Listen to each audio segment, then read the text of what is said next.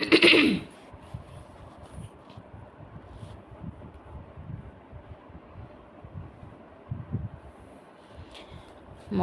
ছাত্ৰ ছাত্ৰীসকল, আজি মই তোমালোকৰ ক্লাছ 9ৰ ইংৰাজী পাঠ্যপুথিত থকা দি ফান দে হেড নামৰ লেচনটো আলোচনা কৰিবলৈ ওলাইছোঁ।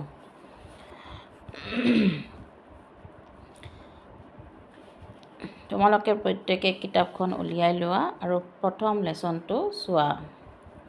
The fun they had. The story we shall read is set in the future, when books and schools as we now know them till perhaps not exist. The story we shall read is set in the future. ইয়াতে আমি যিটো story পঢ়িম সেইটোত আমি ভৱিষ্যতৰ কথাহে ক'ম। When books and schools as we now know them will perhaps not exist. আৰু তেতিয়া আজি যিদৰে আমাৰ স্কুল আৰু স্কুলৰ কিতাপ আছে সেই সময়ত হয়তো স্কুল আৰু কিতাপ নাথাকিব। How will children study then? তেতিয়াহ'লে ছাত্ৰ ছাত্ৰীসকলে কেনেকৈ পঢ়া শুনা কৰিব? The diagram below may give you some ideas. এই যে ইয়াতে ডায়েগ্ৰাম দিয়া হৈছে, এই ডায়েগ্ৰামটোত আমাৰ ভৱিষ্যতৰ স্কুল সম্পৰ্কে এটা ধাৰণা দিয়া হৈছে। In pairs, discuss 3 things that you like best about your school and 3 things about your school that you would like to change. Write them down. Discuss 3 things. 3টা বস্তু আলোচনা কৰা that you like best about your school. যিটো তোমালোকে নিজৰ স্কুলত আটাইতকৈ ভাল পোৱা। and 3 things about your school. আৰু 3টা বস্তু তোমাৰ স্কুলৰ বিষয়ে that you would like to change. যিটো তুমি পৰিৱৰ্তন কৰিব বিচৰা। write them down. এইটো তোমালোকে লিখা। have you ever read words on a television or computer screen? তোমালোকে কেতিয়াবা কম্পিউটাৰ স্ক্ৰীনত বা টেলিভিছন স্ক্ৰীনত ৱৰ্ড দেখিছা নেকি?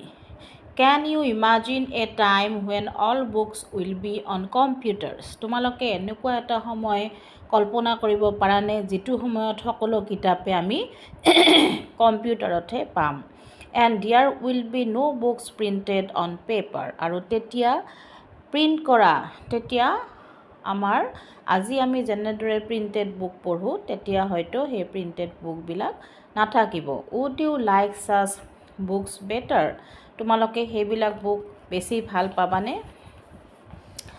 Margie even wrote about it that night in her diary.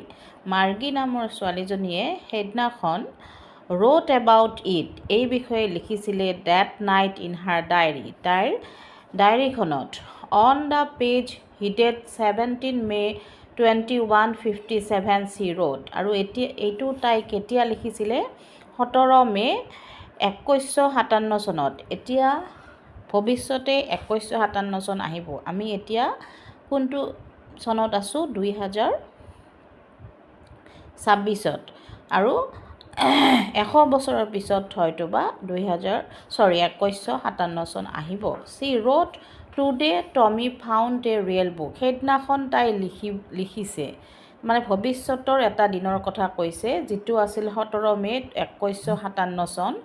তেতিয়া তাই কি লিখিছিল? টুডে টমি ফাউণ্ড এ ৰিয়েল বুক. আজি টমিয়ে এখন ৰিয়েল বুক পাইছে। ৰিয়েল বুক মানে কি? আমি আজি যিখন কিতাপ পঢ়ি আছোঁ প্ৰিণ্টেড বুক, সেইখনক ৰিয়েল বুক বুলি কোৱা হৈছে। যিটো ভৱিষ্যতৰ প্ৰজন্মই তাক ৰিয়েল বুক বুলি ক'ব। তাৰমানে তেতিয়া প্ৰিণ্টেড বুক নাথাকিব।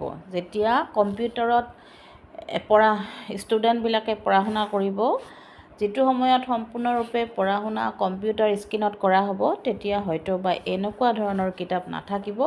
আৰু 100 বছৰৰ পিছৰ ল'ৰা ছোৱালীবিলাকে আমি আজি যিখন কিতাপ পঢ়ি আছোঁ তেনেকুৱা এখন বুক দেখা পালে কি ক'ব? যে আমি আজি এখন ৰিয়েল বুক দেখা পাইছোঁ।